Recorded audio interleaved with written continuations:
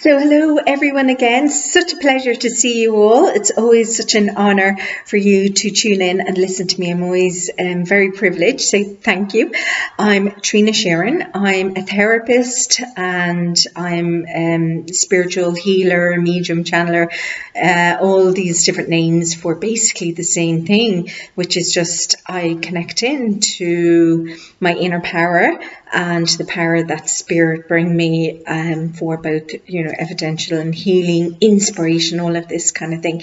As a therapist, I am a clinical therapist, but primarily I focus on metaphysical anatomy, perhaps trauma that we've carried over from past lives or our current lives into this lifetime. So if you've watched any of my other YouTubes, you might be more familiar about a little bit more about what I do. I'm not really here to talk to you about that today. I want to talk to you about how I got here. And I'm inspired to share this all with you today because I received an email from somebody that I know quite well in regards to a client, and they were talking about how much I embrace my spiritual side and how lovely it would be to be that way, and how they really struggled connecting in. And I thought, wow, is that the perception that sometimes people have of people who are embracing, the light, the healing, the love, the universe, their guides, their team. Was it easy? So I am going to share with you my story about my awakening.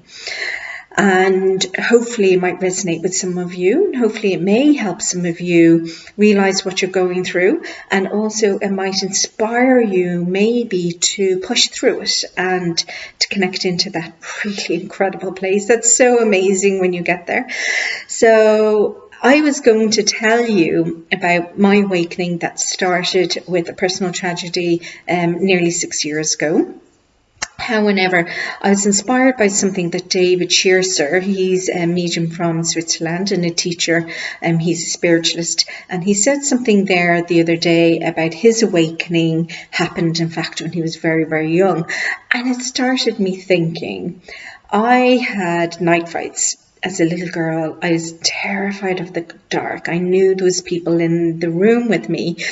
And I was also terrified about things that I could see happening before they happened. So as a very small girl, I just didn't understand it, and it terrified me to death.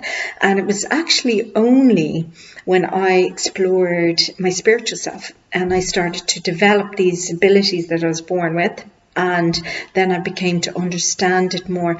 So I understand, I don't believe, but I understand why people are terrified when they feel and sense spirit around them and they don't understand what they are.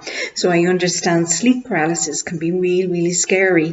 And I understand when you see shadows and movements, it can be perceived as negative energy. So I am going to talk about all of that with you in a little bit, but I'm going to just connect into my awakening. And again, I hope it resonates with some of you, and I hope it kind of helps clear an understanding of perhaps somebody who's going through the same thing. So I guess my awakening started, when I was born.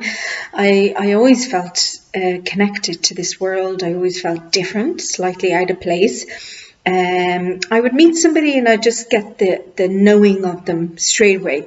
And that could have been perceived as to be quite difficult. Now, I'm not saying I always chose the right people around me. Of course not, because we all have this conscious mind and that can argue with our instincts quite often, or certainly with me. I've had to learn and really, really learn, develop to trust my instincts, to trust my psyche, to trust my guides. And that's something I'm going to talk about with you as well. So I feel this is important for you.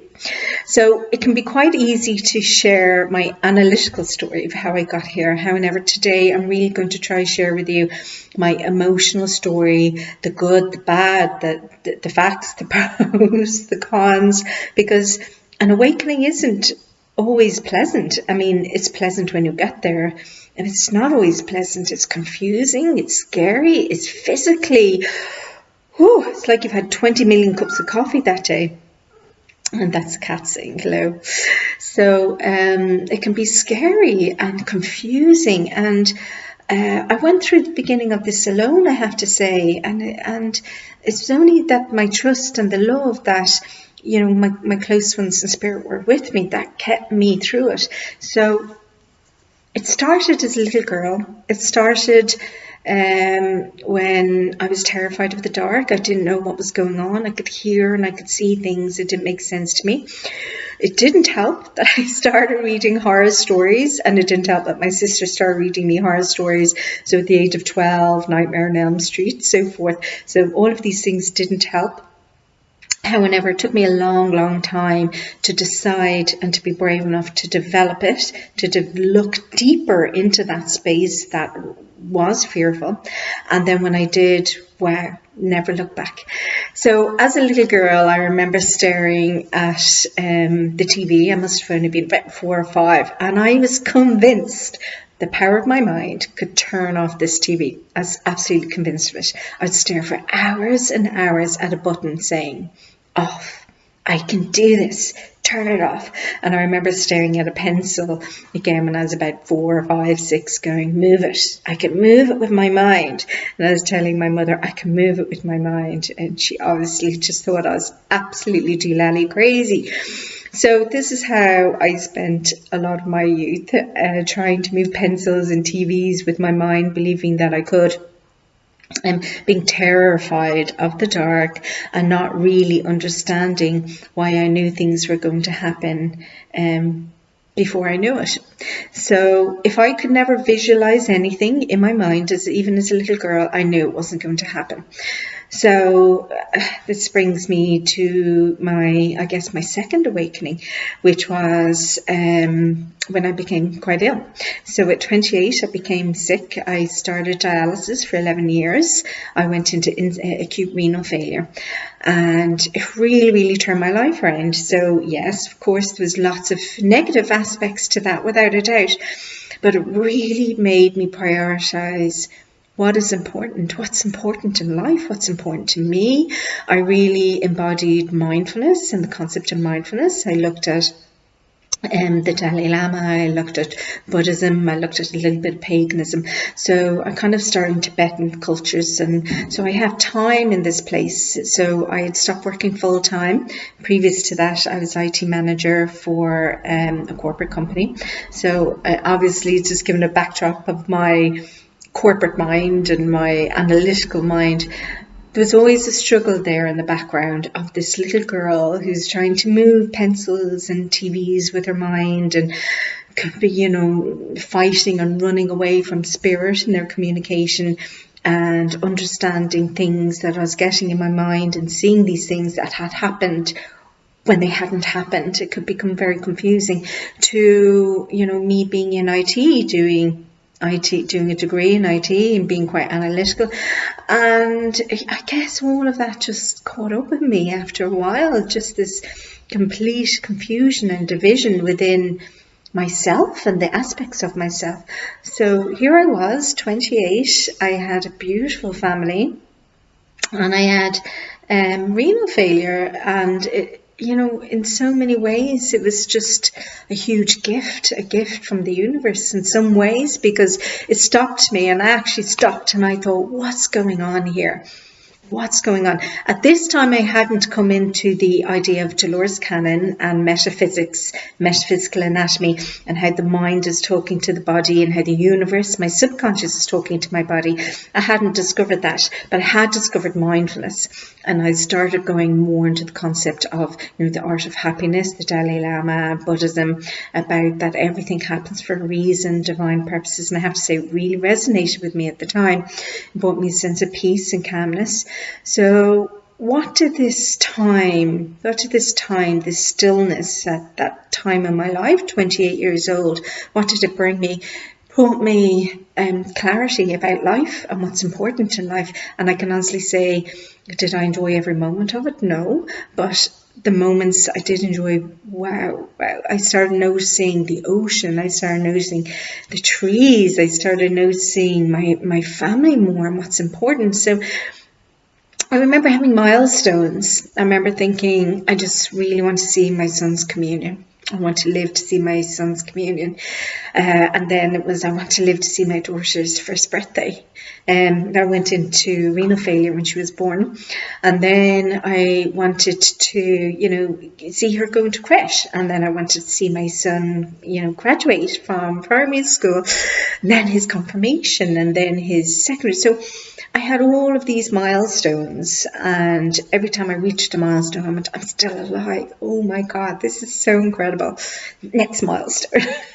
So I lived my life through these milestones, and my husband lived our life through these milestones of just being there for these kind of more important moments. But what I'm very grateful for is I did notice the time and the days in between those milestones. I found peace and serenity in the water, the ocean, just simple family days out. It made every moment special, where we can honestly say we put a lot of time into days out, trips away, holidays away with each other. And, through the bad, there was good. So then I received my transplant. Wonderful news, of course, absolutely fantastic, forever grateful, and to my donor, forever grateful. My husband unfortunately passed away the same week that I received the transplant. So again, divine timing at its best. Without a doubt, it was a struggle, and I'm not going to minimize his death with my family or his family by saying it was an easy time. It's not. As any of you who've lost somebody who's close to you very unexpectedly, it's a grieving process, and the process is still ongoing. So talk about that another day. So this is what I call my third awakening. So I was desperate to know that life existed after death, that he was okay, that he was happy, that he was still able to live a life, and that he could still hear us and be with us. But actually my grief was profounded by the desperation that he no longer existed, that he couldn't continue on. So I went on a mission to find the truth of this afterlife, and I have to say this is the best awakening that happened. So I received reading after reading after reading. I went to all these different readers, went to tarot card readers, mediums, psychics. I went to Akashic record readings. I went to, my God, I embodied myself and everything that you can embody. So I had only the transplant. I still had stitches in. My kids obviously shock and in grief. All the regular mundane things in life with the cats to deal with and medication to take. And all along the huge backdrop is, how can I know? How can I know he's okay? I need proof. I need proof he's okay. Now, in the meantime, oh my goodness, things were happening in the house. So the clocks were going off, things were spinning, glasses were moving, doors were slamming, smell of aftershave. It was absolutely incredible, the things that was happening. My children were noticing too. They were saying, I'm sure I can smell him, see him in the room. But it's so funny, this analytical mind of mine just completely wouldn't see the signs all around me, which were obvious. Now that I look back on it, I think the poor man, the effort he went to let us all know I'm okay. So, and I know I'm sharing this with you, this honesty, because I know some of you will be going through the same thing, and some of you will be missing the signs that your loved ones is trying to show you. The feathers all over, and the clocks, the light bulbs going, putting a new light bulb within an hour, it's going too, and just the messages and the signs that they're trying to give you.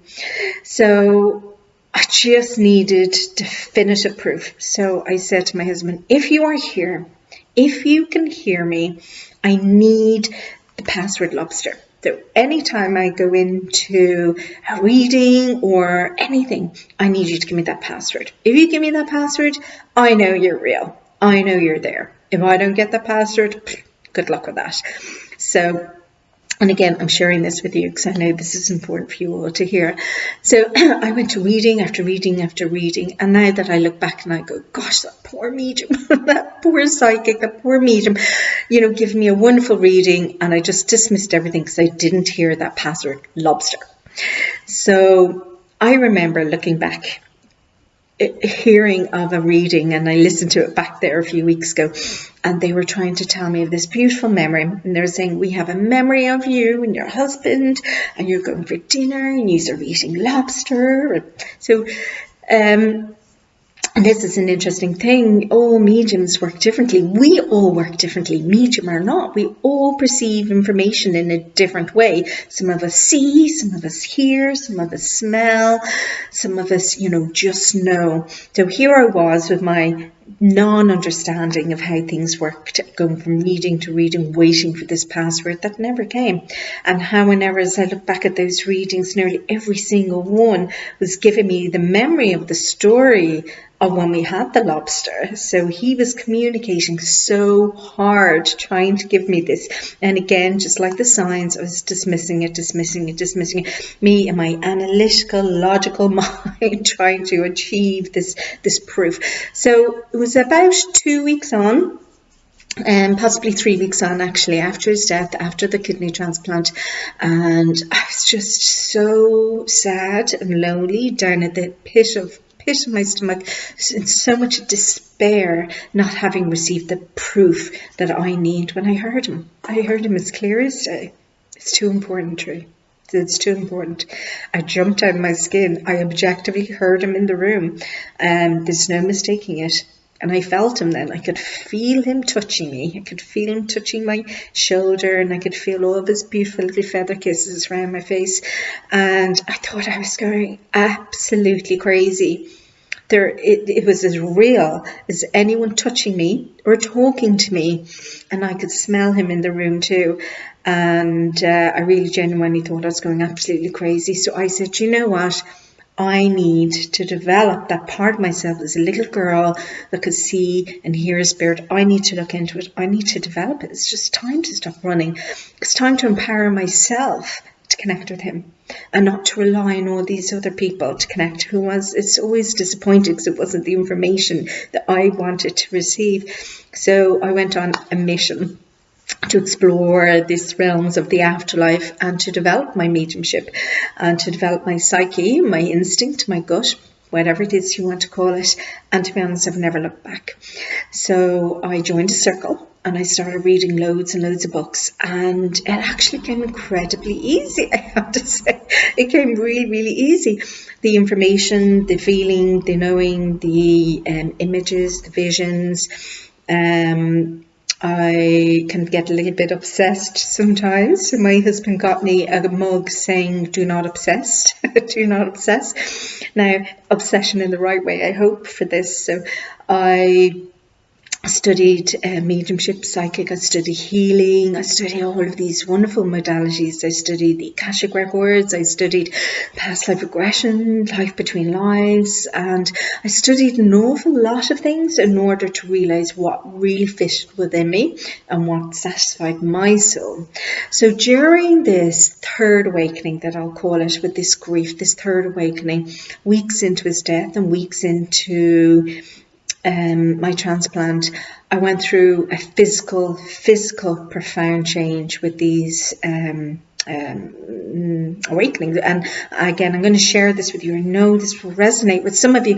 The physical changes, pop, pop, pop, pop, pop in my ears constantly, just pop, pop, pop, pop, pop, pop, pop. It was like I was on an airplane.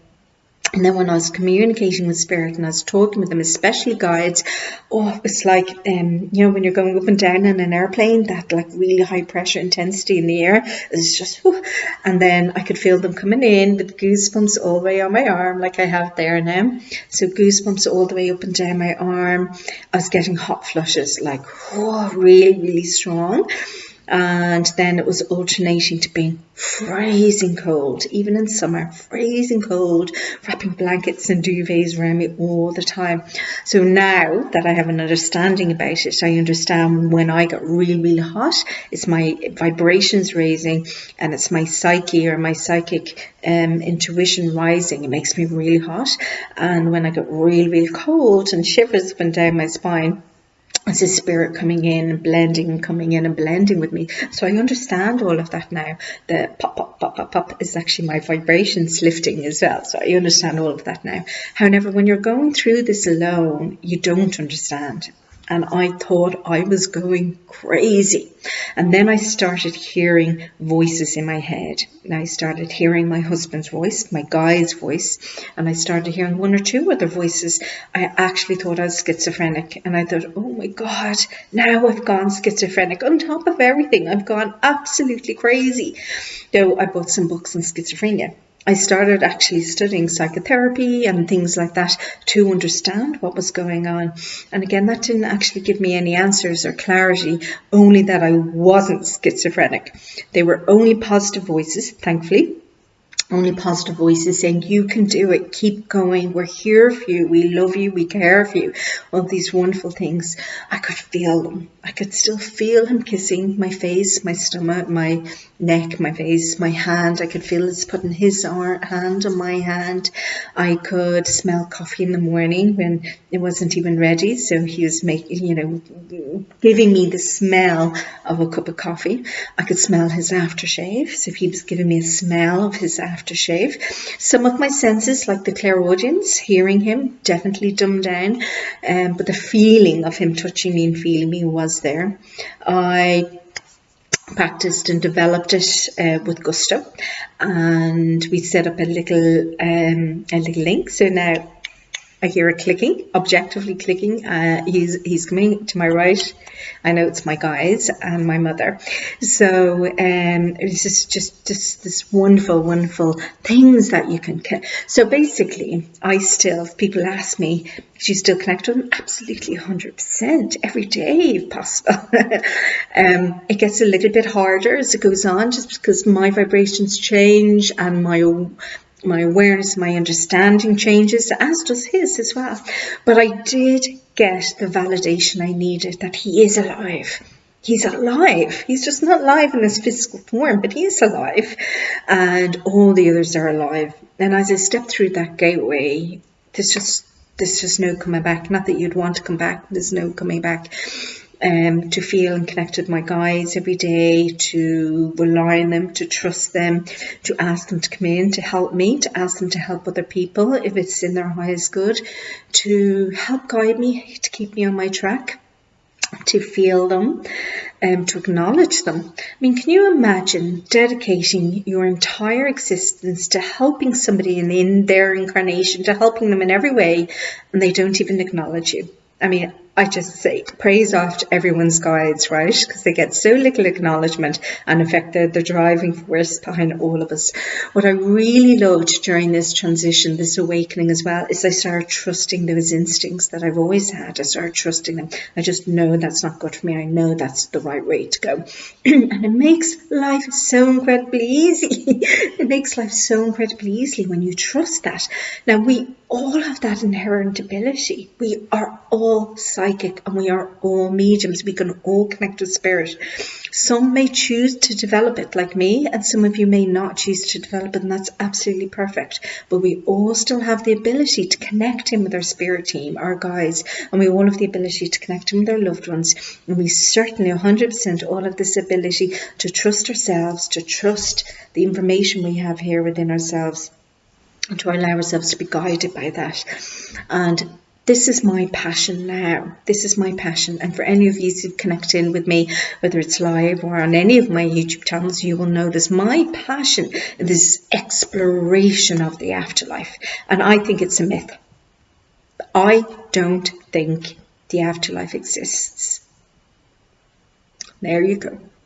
Because it's not the afterlife, it's the now. They are the now. It's just a different dimension. It's a different parallel. It's a different view of things. If you were to look at your house upside down, it's still a house, right? It's just upside down. So it's there, it's happening, it's real. The smell of the coffee, his kisses is real. They are there, they are partying, they are having fun, they are doing their bucket list. They are not in any physical pain because they don't have a physical body. They help us, they heal us, they want to, their memories, their love lives on. And it's all positive. So I mentioned earlier that I was terrified as a little girl, and I truly was. And I want to talk about that now. Am I scared anymore, even though I connected with spirit? Absolutely not. It's all gone. So through my awakening and through my understanding, that belief that my loved ones continue on and they are there for me whenever I need them, and I'm there for them whenever they need me. I know, and I know this for all of you, that nothing, no dark entities or energies or demons or anything of that can infiltrate that love that they have for me. It just can't. They are so protective. They're protective of me when they're alive. They're certainly even more protective of me when they're dead. If you believe you have a spirit team, and I 100% guarantee and promise you, you all do. If you believe you do, how can any negative energies or anything possibly come through that? How can it? We are safe. We are loved and we are protected. The problem is we just don't understand everything we're getting. Now, just like me as that little girl, if you're feeling and sensing spirit at 2, 3, 4 years old, we've no logical or conscious awareness of what it is. That can be where fear comes from. And that's it. I do absolutely believe that we will attract what we give out. So just like I wouldn't go walking down a really rough street in Dublin at night, carrying a Prada purse saying, rob me, I would not particularly tune into spirit and use a Ouija board and just say, anyone, whether you good intentions or bad intentions, pop in here, I'm happy to welcome you in. Absolutely not. But I am more afraid of somebody physically being in this incarnation in a human body, that hurting me in some way, than I would be possibly of someone in spirit who has to get through my husband, my mother, my grandparents, my guides, and all of that loving light energy, which is the place I live in. So I really want to share with you that it's okay to go through this awakening. It's okay to explore these abilities within yourself, because by not exploring them, you're living in fear, and fear is a negative emotion. It will respond negatively in the body. But by living in light and staying in the light, and I mean your own light, this is what I mean, your own sense of I'm safe, I'm happy, living in that place, you can embrace all this wonderful, beautiful healing, support, guidance, love, clarity, answers that is there for all of us. You don't need to go to anyone to get these answers. You truly don't. They're all within us. And anything that's not within us is provided by them and the universe and spirit for you. And I promise you that. So the physical awakening, and I talk about that some more in some different YouTube clips and videos, but this physical awakening, the pop, pop, pop, pop, pop, that really, really hot intensity, the heat, the waking up at night, feeling the vibrations in your legs, feeling the bed moving nearly with the vibrations, and then the freezing cold, the shivers all the way down your body. That's all perfectly normal. It does level off a little bit as your body gets used to that vibration and your mind gets used to that vibration. You start to live somewhere in a higher vibrational field all the time. So I'm never down, I'm never all the way up. Of course I'm not, or any of us, but I'm more used to living in this kind of mediocre place, which is a really, really lovely place to be in, if I'm honest with you. So I encourage you all to go through this awakening, and I hope some of the tips I've mentioned today will just let you know you are safe. It's perfectly normal.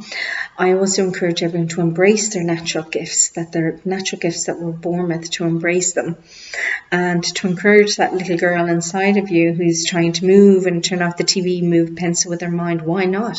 The mind is an incredible place to explore and to delve into. So why not? Why not just get happy and go with it? So yeah, so the hard bit of it, and I'll be honest, the hard bit was actually learning to still my mind. So was it very easy to connect to them? Absolutely. Was it easy to get some evidence of their proof of existence? Absolutely. The hardest thing was learning to stay in that power space. So the hardest thing for me was learning how to quieten that conscious mind, which is just, always going. So even with my mindfulness and even being embodied in mindfulness, which definitely helped, I could still find it hard to maintain that space. So I started this exploration of trance and trance mediumship and just trance states and hypnosis, and using hypnosis and using that quiet time to develop that stillness. I've done transcendental meditation, I've done mantras, I've done all of this kind of stuff. But really, this is where the grit and this is where the little bit of, patience and practice is going to come in. Nobody can still your mind but you. And I mean that. So hypnosis can help still your mind for that moment or the few hours, absolutely. But the work in that and learning how to still your mind is going to come from you. So I can honestly say I started sitting for 2 minutes. And then my mind would start coming into it. And then every day I'd start building it up and up and up in this beautiful place of quiet and stillness that the universe afforded me in this time after the transplant, where really I didn't have to think about the outside world. I just had to think about the internal world, which is really grateful for that time and that presence. And I'm reminded in this time of the COVID-19 and the pandemic that we're all given this opportunity at the moment. We're all given that time and opportunity to embrace this stillness and quietness again. Now, I realise that the world's kind of getting back, to a place of normality again, but we're still given that opportunity to take that time and that stillness. So within that stillness, I practiced and practiced a lot.